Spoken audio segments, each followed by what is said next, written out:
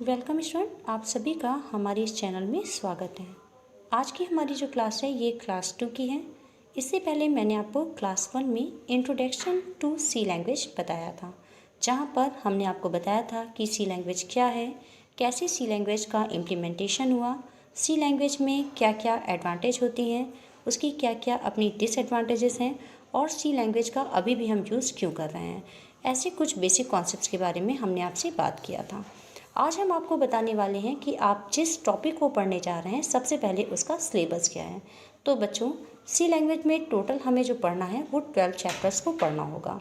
इन chapters में chapter number 1 में हम आपको बताएंगे इंट्रोडक्शन टू प्रोग्रामिंग, यानी प्रोग्राम क्या होता है या प्रोग्रामिंग कैसे करते हैं, उसके कॉन्सेप्ट को, प्रोग्राम कहते किसे हैं, वो सारी चीज़ें। अगला जो हमारा कॉन्सेप्ट रहेगा वो एल्गोरिथम्स फॉर प्रॉब्लम सॉल्विंग। एक प्रॉब्लम को सॉल्व करने के लिए एल्गोरिथम क्या होता है, एल्गोरिथम कैसे बनाई जाती है और एल्गोरिथम बनाना हमारे प्रोग्राम में क्यों आवश्यक है। इसके साथ साथ अगला जो टॉपिक रहेगा यहाँ पर हम आपको बताएंगे introduction to C language. C language का इंट्रोडक्शन क्या है, इसमें बच्चों हम आपको बेसिक जितने भी एलिमेंट्स होते हैं, जैसे वेरिएबल किसे कहते हैं, आइडेंटिफायर क्या है, कीवर्ड्स क्या होते हैं, कांस्टेंट किसे कहा जाता है, ऑपरेटर्स कौन कौन से होते हैं, ऐसे बहुत सारे बेसिक कॉन्सेप्ट्स हैं जो इस चैप्टर के अंदर आपको पढ़ाए जाएंगे। मोस्ट इंपॉर्टेंट चैप्टर है, बेसिक कॉन्सेप्ट आपको यहाँ से क्लियर हो जाएंगे तो आगे की चीज़ें आपको आसानी से समझ में आएंगी।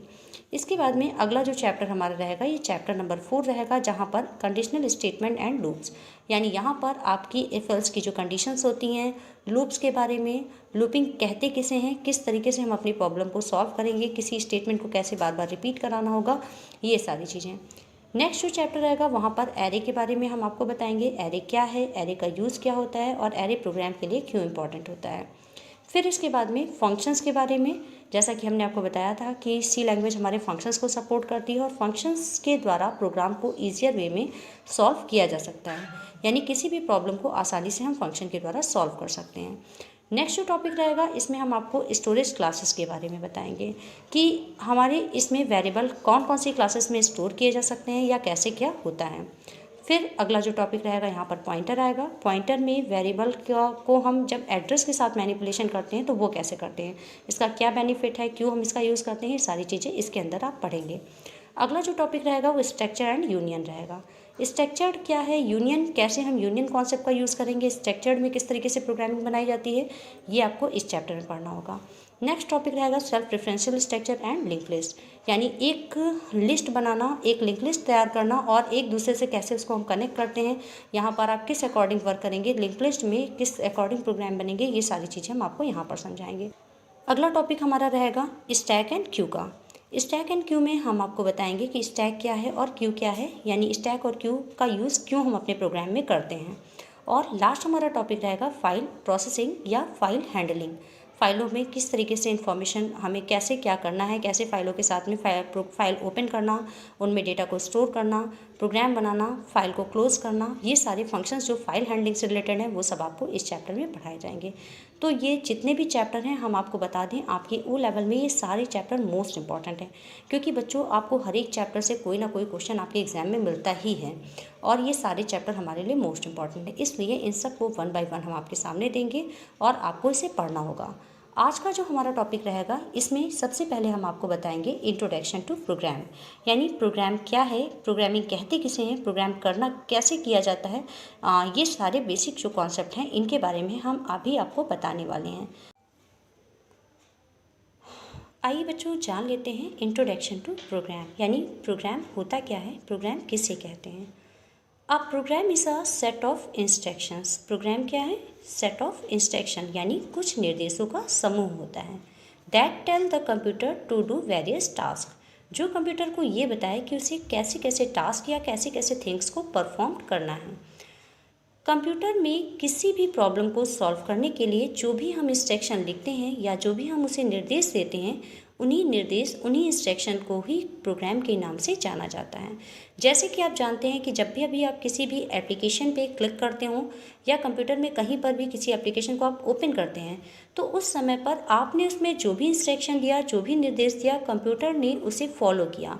इट मीन्स उसे एग्जीक्यूट किया और रन कराया। तो इसके पीछे कहीं ना कहीं कोई ना कोई कोडिंग की जाती है या कुछ ना कुछ निर्देश दिए जाते हैं, इंस्ट्रक्शंस दिए जाते हैं। उन्हीं निर्देश, उन्हीं इंस्ट्रक्शंस को हम प्रोग्राम के नाम से जानते हैं।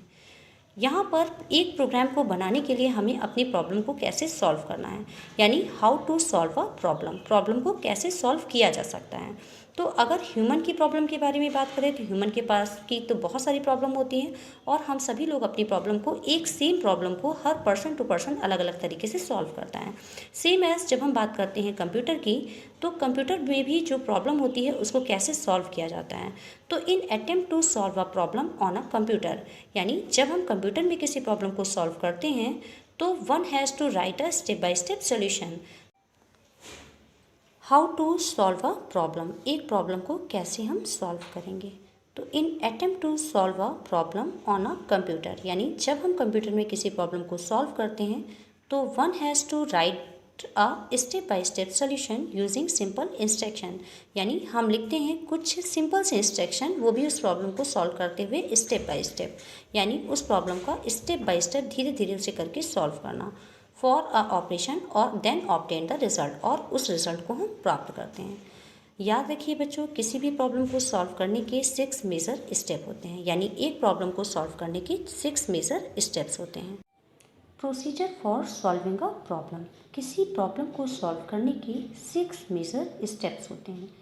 जैसे पहला स्टेप होता है अंडरस्टैंडिंग द प्रॉब्लम, यानी जब भी कभी आपके सामने कोई भी प्रोग्राम आता है या कोई भी क्वेश्चन होता है तो फर्स्ट ऑफ ऑल आपको वो प्रोग्राम आपसे क्या चाहता है, यानी वो कैसा आउटपुट आपसे चाहता है, आपको इस बात को समझना होगा।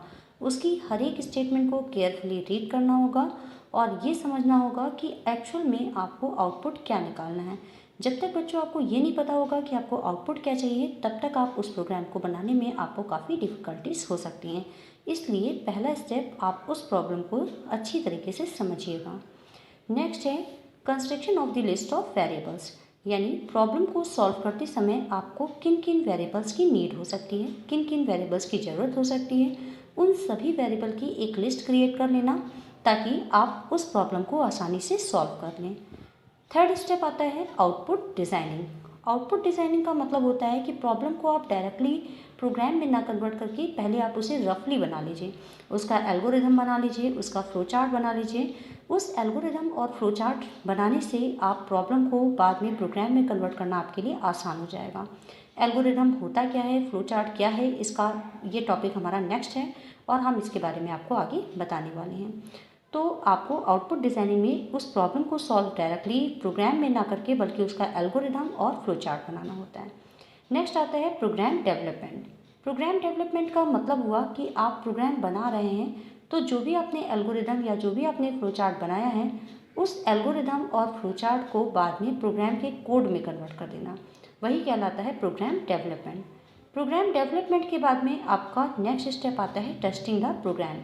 जब आपने एल्गोरिदम को कोड में कन्वर्ट कर लिया तो प्रोग्राम को आप कंपाइल करते हैं, रन कराते हैं। तो रन कराते समय आप डिफरेंट वैल्यूज़ दे करके चेक करते हैं कि क्या आपसे प्रोग्राम में जो कहा गया है वही आउटपुट आ रहा है या फिर कुछ और अगर आउटपुट आपका सही आ रहा है तब हम उसे वैलिडेट करते हैं।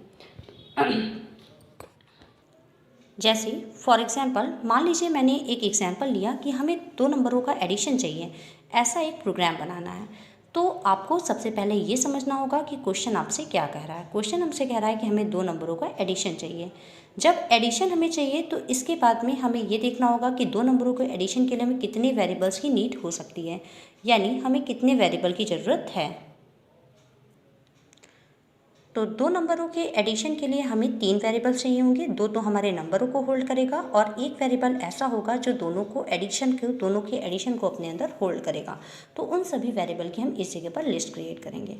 इसके बाद प्रॉब्लम को सॉल्व करने से पहले हम उसे रफली लिखेंगे कि प्रॉब्लम को हमें कैसे कैसे सॉल्व करना है, या उसका एल्गोरिदम या फ्लो चार्ट बना करके हम उस प्रॉब्लम को सॉल्व करेंगे। और जब आपने एल्गोरिदम या फ्लो चार्ट बनाया होगा, फिर उसी एल्गोरिदम और फ्लो चार्ट को हम प्रोग्राम के कोड में कन्वर्ट कर देंगे, जिससे हमारा प्रोग्राम डेवलप्ड हो जाएगा। प्रोग्राम डेवलप करने के बाद नेक्स्ट स्टेप हमारा होगा कि हम उसे कंपाइल करने के बाद रन कराएंगे और रन कराते समय डिफरेंट वैल्यूज़ को दे करके चेक करेंगे कि क्या हमारे 2 नंबरों में जो भी नंबर हम दे रहे हैं क्या उससे हमारे पास जो आउटपुट है वही आउटपुट आ रहा है या फिर कुछ और आ रहा है। तो इस तरीके से प्रोग्राम को टेस्ट करना, अलग अलग वैल्यूज़ देना और देखना कि दोनों नंबरों का एडिशन आ रहा है या फिर नहीं आ रहा है। अगर ऐसा है तब फिर हम प्रोग्राम को क्या करते हैं, वैलिडेट कर देते हैं, यानी वैलिडेटिंग द प्रोग्राम। तो ये 6 मेजर स्टेप होते हैं किसी भी प्रॉब्लम को सॉल्व करने के बनते हैं। और आगे की वीडियोस में आप देखेंगे कि कैसे एक एल्गोरिदम को डिज़ाइन करते हैं या एल्गोरिदम को बनाने का क्या क्या प्रोसेस होता है। ये सारी चीज़ें आगे की चीज़ों में हम आपको बताएंगे। तो अब तब तक के लिए इतना ही। Thank you.